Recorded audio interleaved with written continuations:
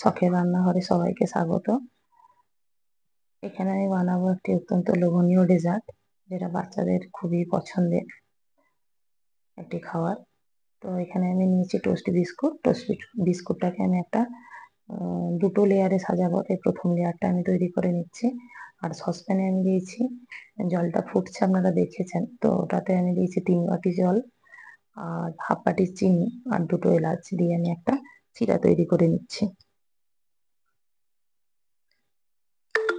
চিনির সিরাটা আমি বিস্কুটের ফার্স্ট লেয়ারটা তৈরি হওয়ার পরে এতে আমি দিয়ে দেব, যাতে বিস্কুটটা একটু নরম হয় এবং বিস্কুটের যে মিষ্টি স্বাদটা আছে আর একটু বেড়ে যায়, তাই জন্য চিনি দেওয়া আমার সিরাটাতে।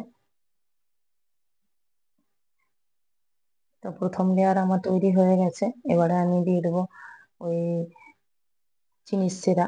তো চিনির সিরাটা গরম অবস্থাতেই দেবেন, কোনো যে হালকা গরম বা এরকম কিছু ব্যাপার নেই।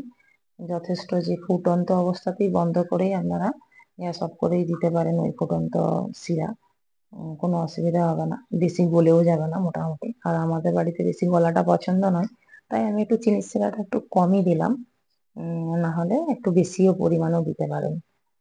দেখুন আমি কমই দিয়েছি শিরাটা, আর একটু দিলেও হতো, আপনারা যদি চান তো দিতে পারেন। তো তারপরে আমি আরেকটা লেয়ার তৈরি করছি এর উপরে।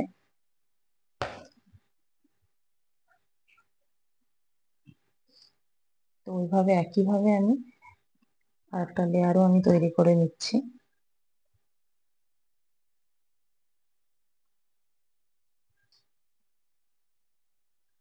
এর উপরেও আমি দিয়ে দিচ্ছি চিনির শিরা। চিনির শিরাটা আমি হালকাভাবে ছড়িয়ে দিচ্ছি চারিদিকে।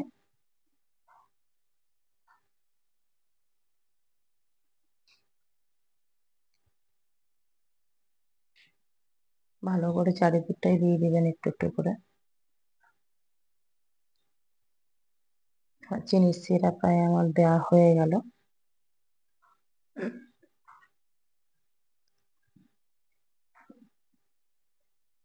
চিনির শিরা আমার দেওয়া হয়ে গেছে। আমি সসপ্যানে যে একটু আগে থেকে চিনির শিরাটা থেকে গেছিলো, তাতে আমি জল দিলাম আর হাফ বাটির একটু বেশি আমি এখানে দিয়েছি গুঁড়ো দুধ। গুঁড়ো দুধটা সুন্দরভাবে আমি জলে মিক্সড করে নেব।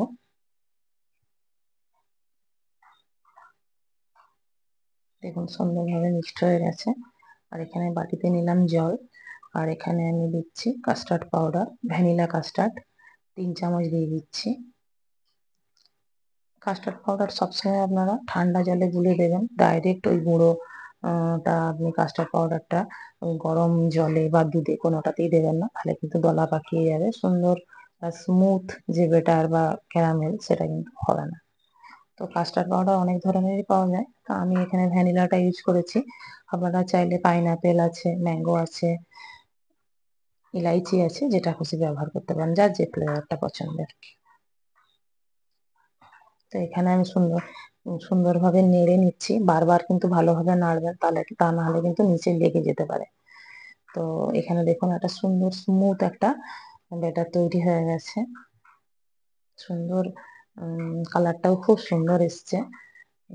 দেখুন এবারে এমন সুন্দরভাবে এরকম ভাবেই ছড়িয়ে চারিদিকে কোট করে নেবেন। পুরো বিস্কুটটাই একদম ক্যারামেল দিয়ে একদম কোট করে দেবেন।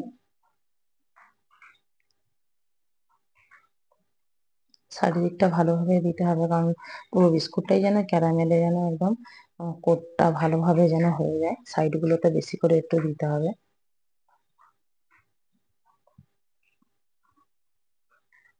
আমার কিন্তু এটা কিন্তু ডাইরেক্ট এটা কিন্তু খাওয়া যায় না। তো ডেজার্ট মানে বুঝতে পারছেন ঠান্ডা, তো এটা ঠান্ডা করে একটু ফ্রিজে রাখতে হয়। তো আমি রাতে বানিয়েছি, তাই আমি সারা রাত্রি ফ্রিজেই রেখে দিয়েছিলাম। তা না হলে আপনারা 3-4 ঘন্টা রেখেও খেতে পারেন। তা দেখুন আমার কিন্তু ঠান্ডা মোটামুটি ফ্রিজ থেকে আমার বের করে নেওয়া হয়ে গেছে। এবারে আমি কেটে নিচ্ছি। উম, অবশ্যই আপনারা একবার বাড়িতে বানিয়ে দেখবেন, খেতে দুর্দান্ত হয়। তো বাচ্চারাও ভীষণ পছন্দের হবে, বাচ্চাদের কাছে এটা একবার অন্তত বানাবেন। নমস্কার।